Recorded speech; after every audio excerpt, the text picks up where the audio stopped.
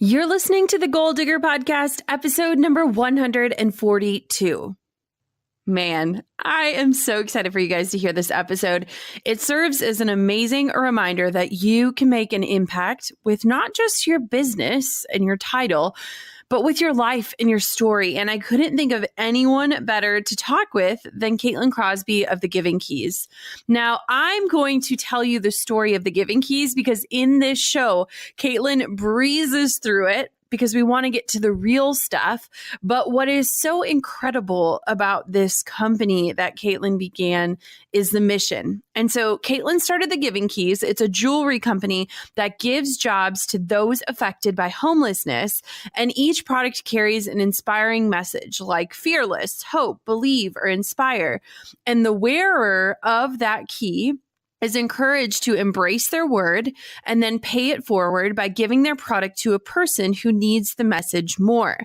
Now, this product, it's been sold at Nordstrom, Starbucks, Ron Robinson, and over 1,400 other retail stores around the world.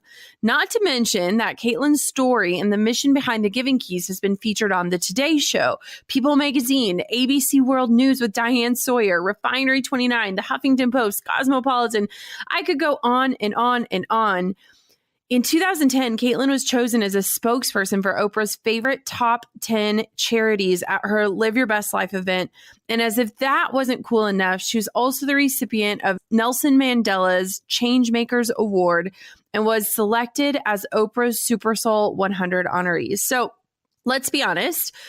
All of that says a lot about Caitlin, right? It says a lot about the business she's grown. It says a lot about her mission. But before we got on the show, I said to Caitlin, you've answered these questions a million times. Your story, your business, how it's grown.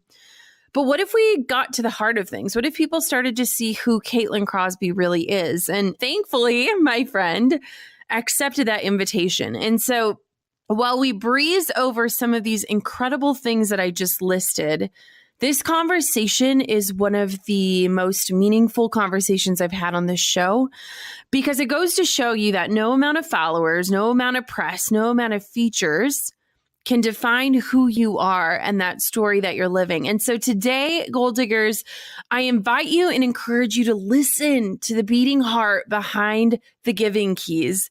And I am so excited to introduce you to my friend, Caitlin Crosby. Before we dive on into today's show, I want to read the review of the week. This review is written by Halls234. She says, Jenna has such a genuine way about her. You feel like you actually know her when you tune into this podcast. If you're not tuning into the Goal Digger podcast yet, I highly encourage you to give it a listen. You will be hooked. So thank you all for being here today. Thank you for letting us have this conversation on air. And I cannot wait to hear what you think about my sweet friend, Caitlin. You're listening to the Goal Digger Podcast, where we firmly believe that work doesn't have to feel like work. Self-made millionaire and marketing guru Jenna Kutcher will help you redefine what success looks like. It's time to hear from the experts, listen in on honest conversations, and learn the best tips and tricks that helped others pave their own way and craft their dream career. If you're ready to dig in, do the work, and tackle your biggest goals, you're in the right place. Here's your host, educator, photographer, and mac and cheese lover, Jenna Kutcher. Guys, I am so excited about today's sponsor, Slack. Slack is a brilliant communication channel. We talked about it on the show before, and it is for all things business related. It's sort of like an organized instant message designed specifically for work topics and quick exchanges of information within your team. Slack is the communication channel of Team Jenna Kutcher. We use it every single day, and I don't know how we ever lived without it. To learn why Slack is irreplaceable in my business, head to slack.com. That's right. Find all the magic at slack.com. Okay, guys, I am with my friend, Caitlin. It was so cute. I was telling Drew who I was interviewing, and he's just like, you light up when you talk about Caitlin Crosby, because I seriously do. So thank you, Caitlin, for being with me today. Thank you for having me. You're such a light and a joy. We had tacos. Remember when we had tacos in LA? It was years ago. But you have, from the very first time I met you, you have this light about you. And I think it is so present in everything you do. So let's kick this off, because this story, no matter how many times I hear it, it never gets old. And walk us through the journey of the Giving Keys and how it got started and how it has transformed tremendously in the last few years. Sure. Well, for those of you that have heard the story of the Giving Keys, I'll kind of maybe do it fast so you won't get super bored and know that so many other things are going to be talked about later. So the beginning will be, the story of the Giving Keys, but there's so much more to this interview. Just wait. But okay. So I was born and raised in Los Angeles, and I grew up acting, and my dad manages actors, and he managed a lot of big people. And so I always grew up kind of visiting him on the weekends, and he would always turn his office into his home. Like, he would take really cool homes and turn certain rooms into his offices. And so when I would spend the night on the weekends, I would sleep in those rooms with all the headshots and the movie posters, and, always compare myself. And I'd be 12 and, wake up and put on like cover up and concealer just because I thought, I was supposed to look like those images too. So the story of the Giving Keys, before the Giving Keys started, I started this thing called Love Your Flaws, which kind of gave me the idea to start the Giving Keys. So I was acting, and I was doing music, and I was touring for music and my different albums and this and that. And my first album was called Flaws with a Z. And it's like my favorite thing I've ever done is this video that I made, the guerrilla style video, where I went around and took thousands of pictures of people holding up signs that said like, my cellulite is hot, my acne is sexy, my chemo fried hair is beautiful, my cankles are the new black, etc. And took thousands of pictures of people holding those signs, and at my merchandise table sold, t-shirts and keychains and everything that said Love Your Flaws on it. And then one day I was in New York with the hotel room key. I thought it was cool, put it around my necklace, got compliments on it. I went to a locksmith, had him engrave Love Your Flaws on the key. Then I thought, oh my gosh, do you have other old keys? And so I had him engrave hope, love, faith, dream, believe, let go, fearless on the other keys. And I started making jewelry out of them with cuticle clippers and tweezers, and then started selling them on tour. And then at the merchandise table, and then they started selling out more than my CDs. And so I was like, okay, thanks a lot for buying all these key necklaces and not my CDs. And so I knew people really resonated with the words, and then came up with this whole concept, get your word, embrace it, but then pass it on to somebody you feel needs it more than you, and tell them to pass it on. So then I was like, I should make a website. So then made a website. And then I knew I wanted the money to go to charity. And so I waited for the missing link. And then I met a homeless couple on Hollywood Boulevard. They were in their early 20s. They lived in a dumpster in a cardboard box. I took them to dinner. I wasn't thinking about the Giving Keys at all. It wasn't like, that wasn't my motive. My motive was just like, oh, you're probably hungry and it's raining and you're soaking wet. Let's get you some food and like connect, because we're humans and we all need each other. And then had my aha moment in the middle of dinner. I was like, oh, the girl said she liked making jewelry. And I was like, oh, you're the missing link to the Giving Keys. You guys want to be business partners? And they were like, okay, who is this crazy lady? And then they said yes. And the next day went to the locksmith, bought the engraving equipment, went to Pet Boys, bought hammers, started paying them to engrave the keys in alleyways in bad neighborhoods. And then I started paying them to engrave the keys. And every time we would meet up, we were making drug deals. Yeah. And then little by little, they started saving up enough money to get their own hotel room. Then they got their own apartment. So I was like, wow, this is sustainable and really works. So now we've been able to employ over 80 people that are trying to transition out of homelessness by engraving keys. And now all the other products we do with different inspiring messages that are meant to be worn for a season. And then you pass it on, pay it forward. The end. Oh, wow. I feel like I need to listen to that like on half speed so that I can understand. One of the coolest things, Caitlin, about what you've created, and I actually got to see this in action when I was with you, is you showed up for dinner. We all had keys on. And at the end of dinner, I don't even know if you remember this, but at the end of dinner, you passed on your necklace and it said Faith. And you passed it on to our waitress, and you just kind of put it in with the billfold and left her a little note. And she came back out to our table and she started crying. And she shared a story about her dad and their relationship and how she believed that they could reconcile before he passed away. And it was this like crazy story, but it was just it was so much more than just a necklace. It was, you know, this message of hope for her. And it was just so cool to see you take action in that way, because I think sometimes how our ideas begin and then how they're executed can become very different things. And so what I love about the Giving Keys is just the fact that, you know, enjoy it and then pass it on to someone who needs it. And I think that is like the most fun part, and so fun to read the stories of that too. So how has it, I mean, the business has boomed since you started it. How has it changed just from where you started with just 2 people to now what you're doing and how big it's gotten? Yeah, it's changed a lot. I mean, at the beginning, it was, as far as me personally, I'll kind of talk about, I think maybe even emotionally, how it's changed. For me at the beginning, it was so fun to just be free and creative. And that's how I've always been. Like, I don't enjoy structure. I don't enjoy like being put in a box. Even when I was doing music or acting, like it was always frustrating to try to, fit into some like brand or a box or whatever. And I loved being able to just be creative and have the freedom to make every jewelry piece be completely different and be one of a kind, and, you know, post whatever on social media and just kind of, you know, put it out there to different stores and go myself to different stores and try, you know, give my own, you know, the story and, you know, do you guys want to help us get more people off the streets? Like, and it was just very kind of like guerrilla style everything.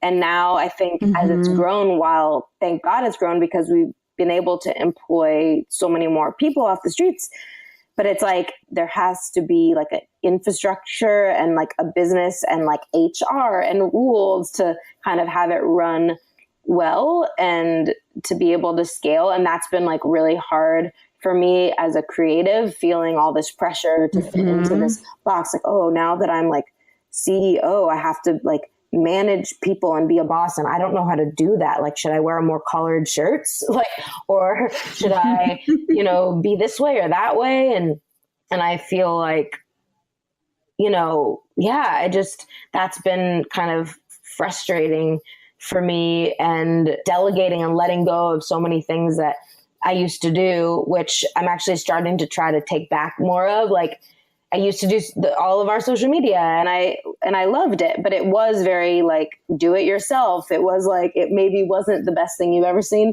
but it was like, I liked if we had an event, like I just wrote it with a pencil on a piece of paper and took a picture of it.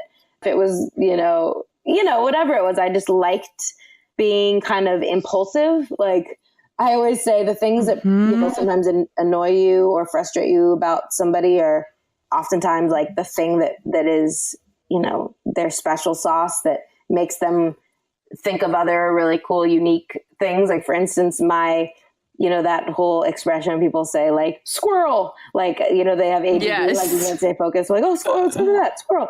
Like, I'm like that. So, but the fact that is maybe annoying to maybe some of my employees, like, but that is also the thing that started the Giving Keys, because when I saw the homeless couple, it was like, squirrel. Like, I was actually leaving church and going to acting class and had like, you know, other plans for the rest of the night. And I was like, wait, no, let's do this. Never mind. And so it's like, I changed my mind a lot, but that me changing my mind a lot and being impulsive was a thing that started the Giving Keys. And that is also a thing that is probably frustrating about me to work with.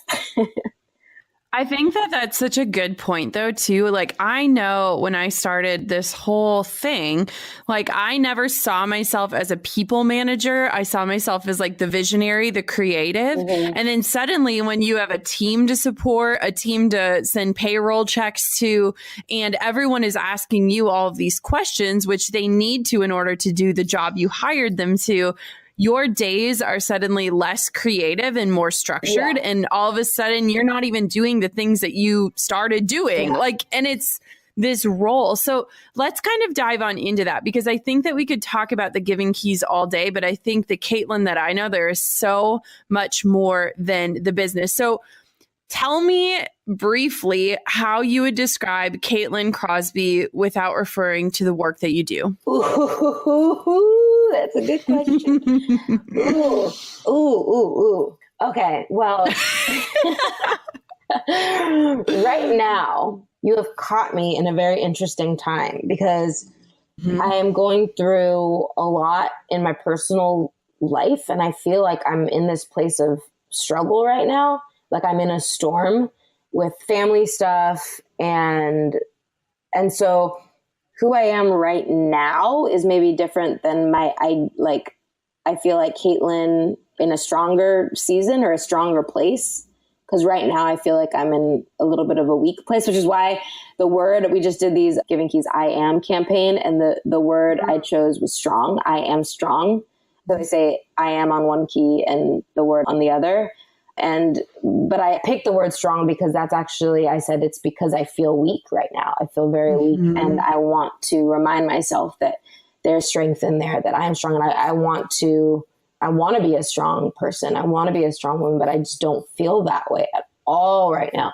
So how I would describe myself right now would be a girl that is trying the best she can through the struggle, through the storm. I know that there's gold in my heart and in my uniqueness and my creativity, but there is also a lot of insecurities and a lot of negative programming that holds me back from my fullest potential.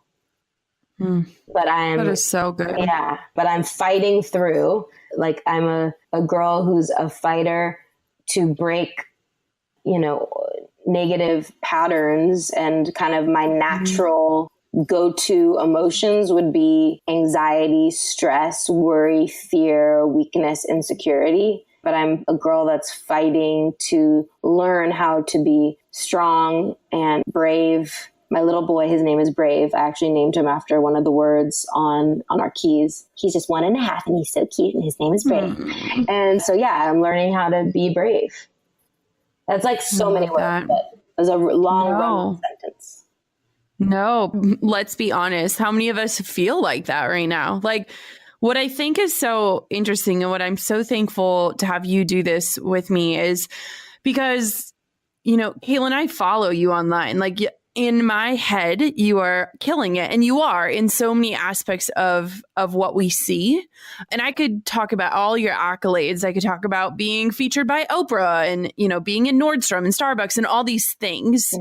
But that's not who you are. That's what you've done, And so kind of walk us through, because the Giving Keys started, and I would like to say it exploded. I know that overnight success is such a lie. There's so many years of work, but what were things that just shocked you about yourself as the business grew? What were things that pulled you in that you didn't expect to have happen? What were emotions or insecurities that came to light as this took off? Yeah, that's a really good question. I think the first few years I was a lot younger. It's been almost 10 years now. We're about to have our 10-year anniversary product that we're working on launching really soon.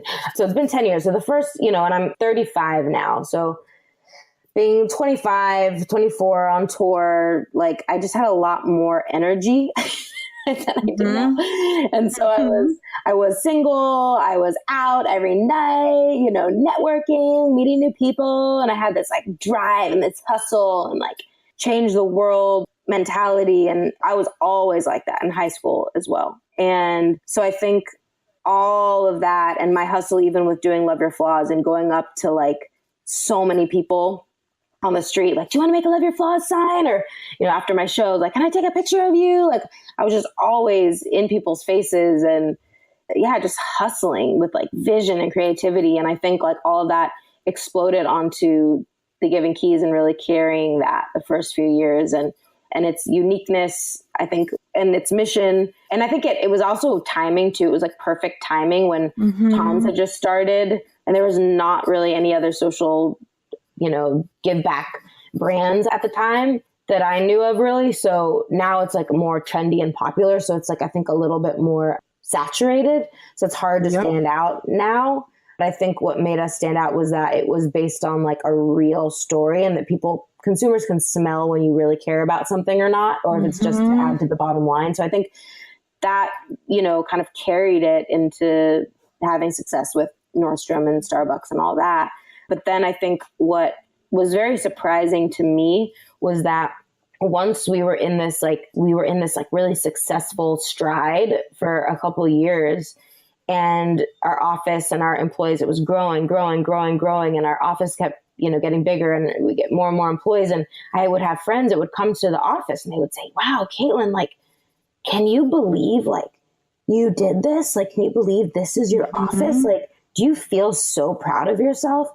And I honestly had this numbness, and I was like, yeah, no, I don't feel it. Like, there was like this block where I didn't feel proud of myself because I was so numb from hustling so hard, or I was just so numb from the emails. I still can't totally figure it out what the numbness comes from.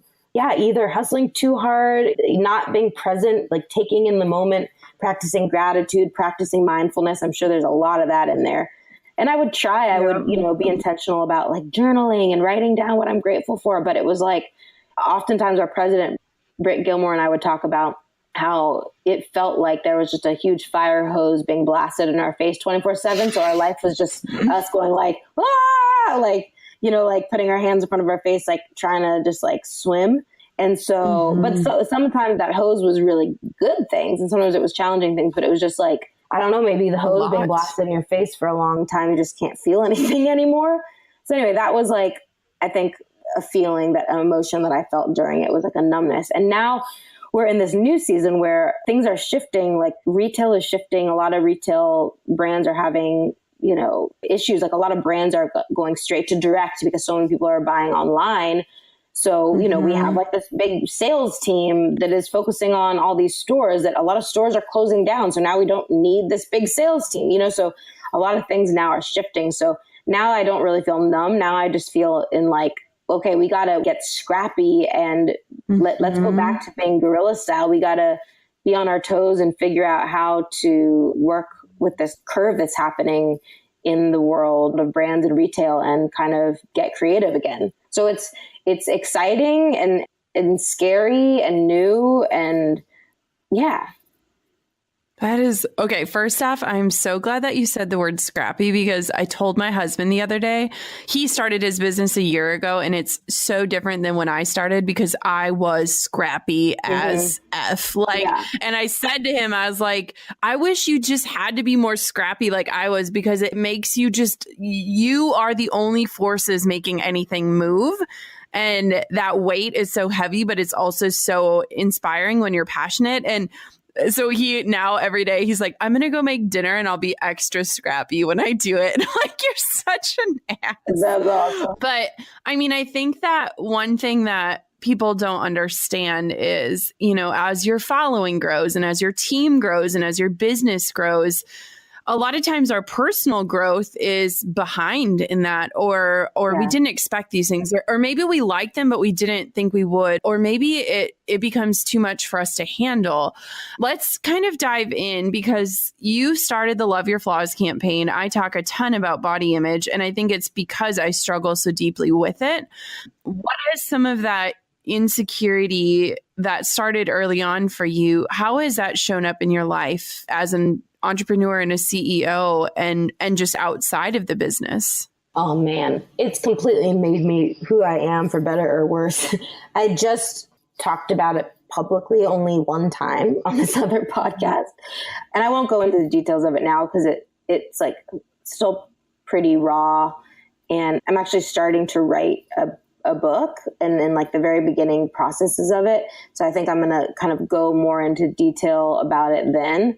But it's been a huge, long battle. My whole life is like developmental issues and like female issues. Like, I was going to female doctors since I was so young, like every week, trying to figure out what's quote unquote wrong with me.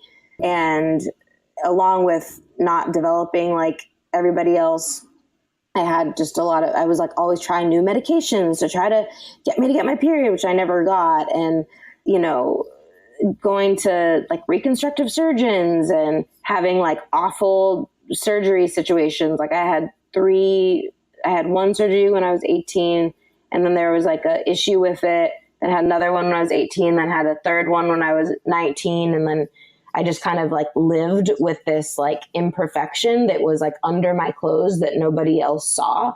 But it was such a deep wound where I felt so damaged and disgusting. That was like the word that I always felt was disgusting. Like I couldn't even look at my body because of it.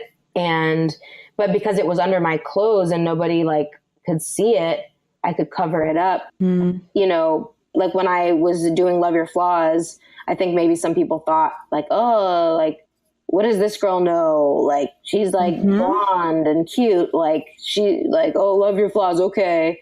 And like people would say that kind of stuff to me. And I would, at the time, I didn't feel comfortable talking about what my real big flaws were. Like, because it was like a private part, you know, like awkward to talk about. But I think, you know, so I would kind of go the easy route of like, oh, I had really bad acne. I was on Accutane 4 times, which I did. Like I was super insecure about my acne in high school, or I would cry all the time about it. But that's not like my big thing, you know, like my big secret thing. So I think because of that and going to therapy my whole life, trying to work it out still, like I've been married now for 4 years and still crying marriage counseling about this same issue that I can't seem to overcome. And I feel like it's like, I'm grateful for it because it's made me who I am. But I mean, I don't even know who I would be if I didn't have this issue, because I feel like because it is so much about femininity and my womanhood, and I still don't feel like I'm a woman because of this issue. Like I still feel like I'm a little girl because of my issue that I've had. And I think it's really held me back from like the fullness of being a woman that I so desperately want to be. Like I compare myself to other women, like, you know, not just like models, but like even just strong women that are, you know, CEOs that are just seem so strong and confident. And I feel like because I never got to develop like a normal girl into a woman, like I feel like I never got that opportunity to feel like I was like growing or normal or like becoming an adult. So I feel like I'm still stuck in being like little girl, which is why I find her to be a boss to people. I've already told you briefly about the magic of Slack, but that was just skimming the surface of this incredible program.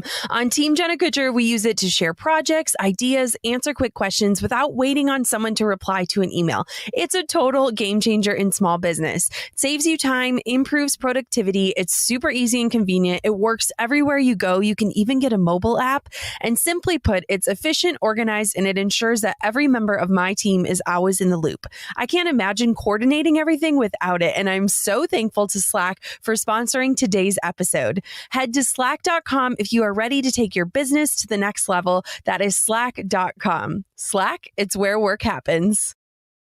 No, I feel like those are the things that we go through. And like you said earlier, which I love, is paying attention to those narratives in our heads and those limiting beliefs that we continue to repeat day in and day out.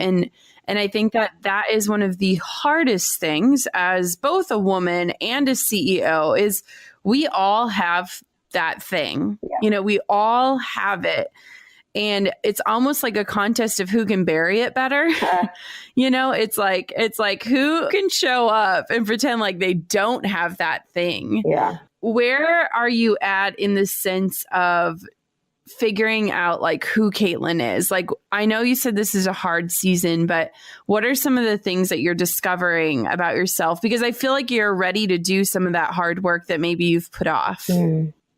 Well, okay. I don't know if this is necessarily something about myself or just something about limitations as humans and how, you know, maybe giving myself grace for being human and giving myself a break for being human, and that I can't do it all and I can't find this quote unquote balance that I've been trying to find. I talked to this woman so we just bought a house for the first time, and we bought it from this woman, and her and her family, and she actually works on the Ellen show. And so we were just talking on the phone about something. And she has 2 kids, and And so she, you know, works and has a kid and has children. I work and have a little baby. And she's like, how are you doing? And I was like, I'm not good. I just really can't. I'm trying to find this balance and I can't. And she's like, I don't think, you know, it's impossible. That balance isn't possible. And I've heard a few other people say that, but I didn't really understand what they meant. And I was kind of like, yeah, totally. Like, but what do you mean by that? And she said, she's like, I think that, you know, if you're going to do the wife thing and the mom thing and the working thing, you got other things, you can't do them. Like you gotta do the friend thing and you can't do the other family people thing. Like, and I'm totally paraphrasing. She didn't say it like that, but she said something like, you know, not really, you know, maybe I'm not, well, I don't want to put words in her mouth because she probably doesn't even know I'm talking about her right now to people, but I'll put it back on myself. For myself, what I did, I applied that to myself the next day or that week. And I was like, okay, instead of thinking like, oh yeah, I'm going to fail at being a mom, or I'm going to fail at self-care. I'm going to fail at being, because I always say like, oh, I only give half of myself at work and half of myself to my baby and a quarter of myself to my husband and a quarter of myself to me. And then I was constantly feeling like I'm failing all the time, which I was, if I was looking at it like, you know, on a diagram paper. But when I started thinking like, okay, I'm going to actually choose the things I'm going to fail at and give myself a break. And that's kind of what I'm working on in the book too, is like, you know, what are the things you're going to choose to fail at? For instance, this one day I was getting ready to go to the office and oh yeah, no, this is what it was. I wanted to work out more because I work out zero. And I was starting to have health issues. I was like, I need to work out, but I don't have time. So I finally was like, you know what? I'm going to do what she says. I'm going to fail at something else. I'm going to work out, but I'm going to give up other things that I should be doing today. So I took a yoga class in the morning, and which was a miracle. And then I went home and I had to go to the office. Instead of showering and brushing my teeth or even putting deodorant on, I chose to not do those things because my little baby was pulling at my leg and he wanted some quality time. So instead of showering or putting deodorant on or brushing my teeth, I just like snuggled with my little boy, and we snuggled and hugged, and I gave him like eye contact and even just like 15 minutes of quality time before I left to the office. And I drove to the office laughing and smiling. I was like, wow, okay, I chose today to fail at self-care in the way of like hygiene, but I am doing great. And like, I actually did self-care by working out, and I did great, you know, having that time with my little boy, but I didn't beat myself up because I had a change in perspective. Like if I didn't think about it from that perspective, I would have been like, oh, I'm so gross and disgusting and I have such bad hygiene. I'm failing at everything, you know? Anyway, I don't know. That was like I love that thing I'm kind of discovering about myself is like, I'm going to let myself go in some areas. That's no other option. Yes. Oh, we talk about I have awful hygiene. So you are in well company here. I mean, I am terrible, but also I wholeheartedly agree with everything you just said. And for me, what helps me think of it is seasons. And there will be seasons when my business just booms, but I am home and I'm a hermit and I'm working every day. And my business is so successful, but maybe my social life isn't. And you know, there's just seasons where my marriage is so amazing, but then I'm not working and my business is just status quo. And I think that balance is just such this elusive thing. And I think that social media does this awesome job of making people look like they have the perfect relationship and house and job and kids and outfits and life. And so I'm curious for you. I know we talk about this so much, but I think social media is just so prevalent and it plays such a role in how we think about ourselves. What has been things that you maybe were taken aback by as your following group, both for the Giving Keys and for yourself? Were there any things that sucked you in that you were kind of surprised by? Sucked me in, like doing my own study or looking at other people's social media? Both, just social media in general. Well, number one, it usually makes me feel like crap every time I look at it, but I still look at it every day like a drug addict when I look at other people. I mean, I'm not alone there, right? No. Oh gosh, no. I feel like a lot of people feel that way, which is why a lot of people end up deleting it and then coming back. So I had to go on a few like fasts like Instagram fasts, for a few reasons. One, because wasting time. My eyes are burning. I feel like I'm doing something bad to my brain by like frying it, like looking at the screen all the time. It was stealing from my life to just being present in my life, like looking at the plants that are alive in front of my face instead of looking at someone else's plant I posted in the picture on the screen. Like, it's like I'm still fried from it. And then, you know, of course, comparing myself to other people in their lives, or like, oh, they're speaking at that conference. Why wasn't I asked to speak at that conference? Like, oh, gross. Like, I don't want to live like that. It's like every picture that you scroll past, there's something that they have that you don't have, whether it be like, oh, they're Brazilian. I wish I was Brazilian because, like, I wish I was that tan.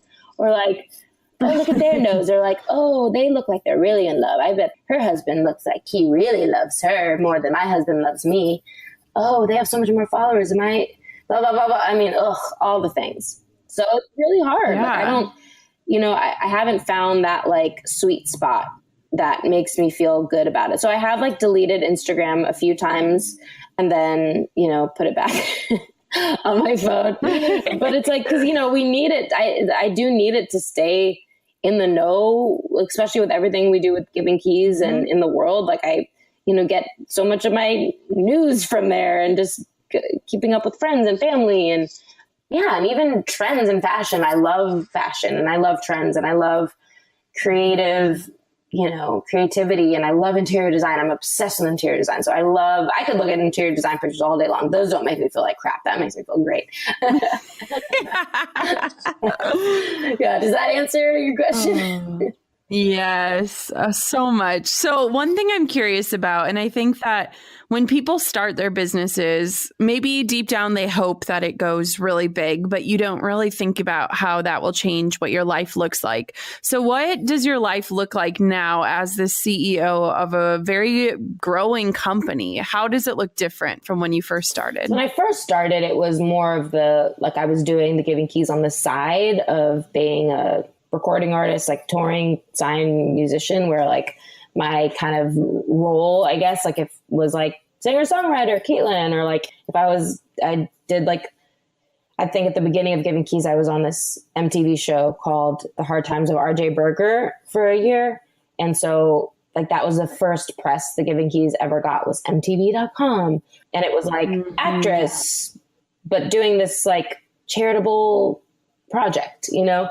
And now it's weird because now it's the shift of, now I'm like, you know, business person, and kind of I should be reaching out to other like musicians and actors and influencers to like support this brand, when before I felt like I was more a peer of them because I was like, that's what I was doing too. And I was like trying to help other brands do their thing. And now I don't like that. I sometimes feel like maybe I would be annoying or like too pushy, like coming at influencers to help our cause, because I'm on the other side of it now.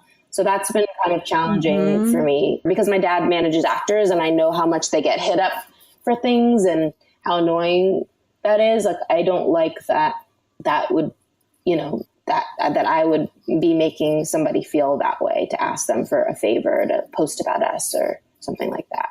Well, I love when your team reaches out because I love you. And I think that, you know, what's so interesting, and I'd love to hear your thoughts on, I mean, do you feel like you are the face of the Giving Keys, or has that transitioned over time? I mean, I don't really know. I mean, some people say that, and that would make sense, but I think I don't. When our team was like in like the real fast growth state, we were having a lot more photo shoots with like models and stuff like that, and people that we would hire. But now, because of this changing retail landscape and having to kind of get creative again, I think I just actually offered our marketing team, I'm like, I don't like doing photo shoots with myself. I hate it, in fact, because I have like PTSD of getting headshots when I was in kindergarten and my whole life. Or like as a 3-year-old, actually. I have headshots of like, when I was a freaking baby. So I don't like to do that, but I feel like it would just we should do like a scrappy shoot of me, wearing different products just to post that, so I don't have to have such big productions each time with trying to find, other people to. Yeah. So I don't know. I guess so. I guess I would be that. It's just weird, I guess, for me to say that out of my own mouth. Like I would never say it, but if other people say it, I'm like, yeah, cool, totally. It's because you're humble, girl.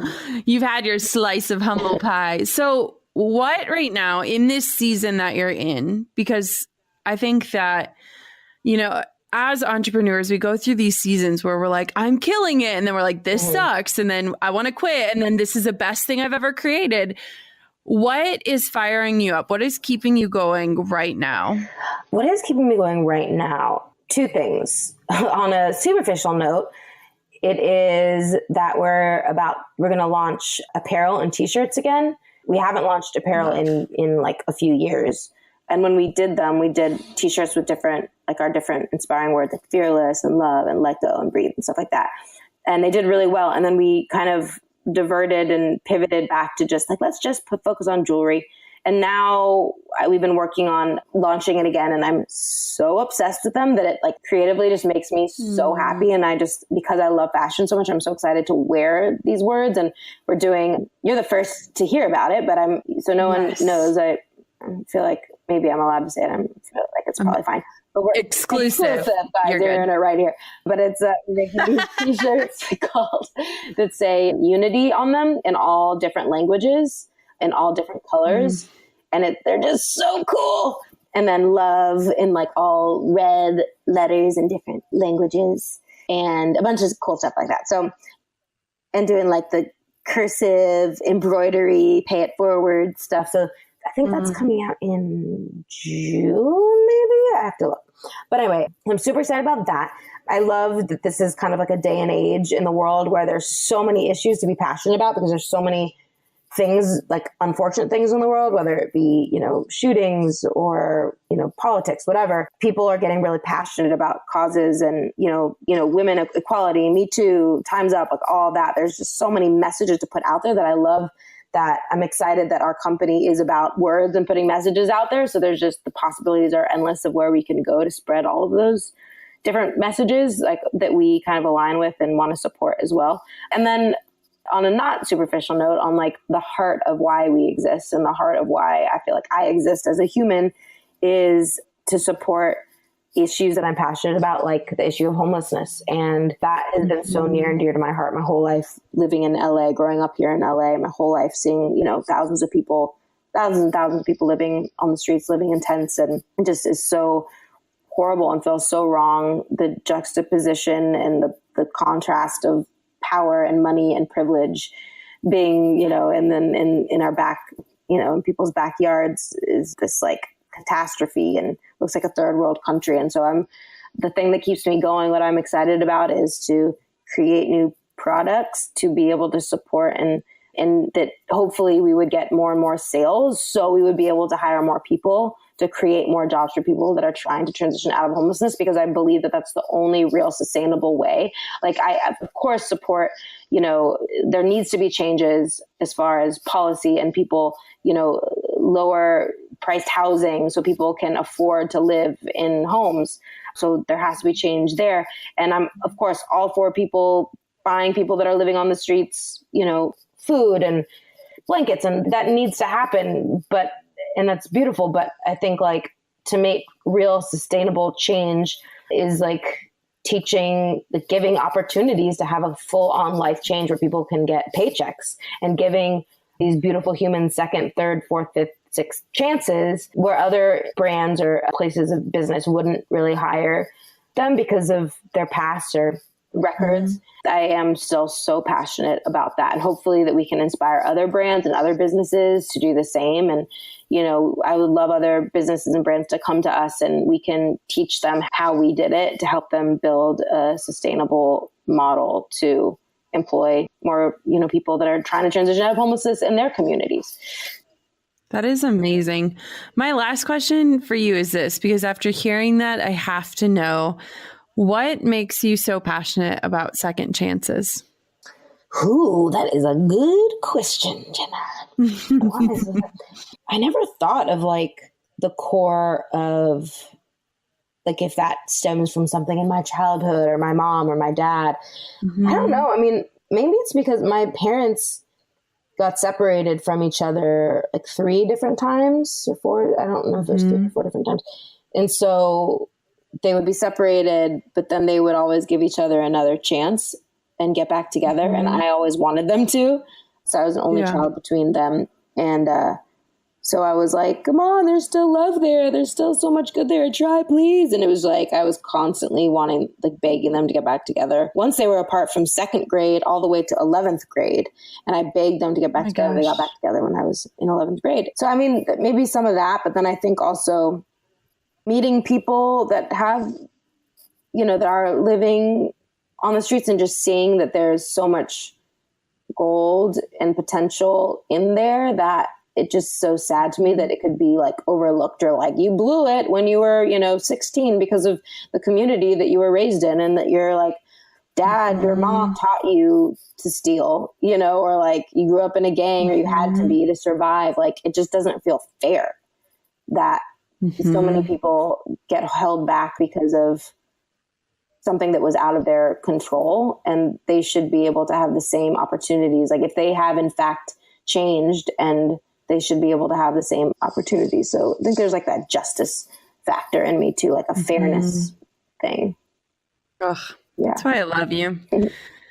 Girl, thank you for showing up. You know what's so fun is, you know, I was talking to Caitlin before we came on, but so often when you are a person of quote influence, you get asked the same questions over and over and over again. And I think it's a beautiful thing because you become known for something, and that's what you become quote an expert in. But I think what is so powerful, Caitlin, is just your willingness to show up this way, and also just the ability to say, yes, I am successful, but that I don't have it figured out. I think that when you become an expert or you become an influencer, suddenly people think that you have the answers. I think if there's anything to be said about you and I, is that neither of us feel like an expert and neither of us have all the answers. Am I right? Oh, yep.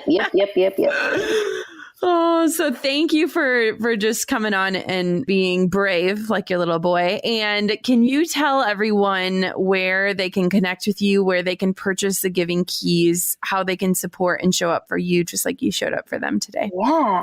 So you can find the Giving Keys. The website is thegivingkeys.com. Yeah, and there's a ton of new cool products that I'm super excited about that hopefully you guys will enjoy. And you can custom make any word you want to, which is super fun. And then Instagram at The Giving Keys, and Facebook The Giving Keys, and then me, Caitlin Crosby, just at all the things, like at Caitlin Crosby, CAITLIN CROSBY. Yeah, and say hi. I love meeting new people. And just to like close kind of what you said, like, I love what you said about like not having answers. And I think the answer is like that we all are human and we all have imperfections. And I think why people maybe are curious about our lives is that we're open and vulnerable about our struggles and our imperfections. And it just makes people feel like not alone, like they can just relate to us. And maybe that's the answer, just that we all want to feel not alone. We all want to feel like not judged. We all want to feel like not like the weirdo that can't get it all together. It's like, we all can't get it together. Like, let's all relate. We're all humans. We're imperfect. Like, let's like change our perspective and know that that's okay and it's beautiful. And maybe that's like the answer. Ugh, I love it. Thank you for being you. I am so lucky and honored to know you. And I cannot wait to watch what you learn in this season and how you navigate it. Because I think we're all in weird seasons, if we're being honest. Yeah. And just thank you for being you. Thank you so much, Jenna. Ditto. You're so friggin' awesome. Wow. What an episode. I mean, there's something so inspiring about just showing up. And what I love about Caitlin, from the moment I met her years ago, eating tacos in LA, is that she never hides who she really is or where she's really at. And I think what is so interesting and what we all get caught up in is the fact that we see people's lives playing out online and we start to craft narratives in our heads. When I first got on the call with her, I was like, Caitlin, you are killing it. You are literally everywhere. I see you on TV. I see you on TV shows. I see your feed. I see all these things. But I wasn't really seeing Caitlin. And so I'm so thankful for having a friendship, an internet friendship, really, that can allow us to really talk about the real stuff. I mean, the things she was saying, I was closing my eyes and nodding my head to, because I think that at some point we've all felt that way. And I think that we're all striving for more fame, more money, more followers. But there's so much that happens within us when those things happen, and we might not be prepared for it. And so I'm just so grateful for today's conversation. And I truly hope that it touches your lives. If Caitlin showing up made an impact, would you head on over to the Giving Keys and say hello, introduce yourself, and tell her thank you? I know I do this, but I want for you to understand that these guests, they are giving up time so that they can inspire you and inspire me. And it means the absolute world to us to know that it matters. Let's remind Caitlin that her story matters, and let's rally around our sister. Until next time, goal diggers, keep on digging your biggest goals. And thank you again for tuning in to another episode of the Goal Digger Podcast. Thanks for listening to the Goal Digger Podcast. Dive into the show notes for this episode and all past episodes at www.goaldiggerpodcast.com. If you love the show, share it with a friend. The more the merrier. Thanks for tuning in. We'll see you next time, you goal digger you.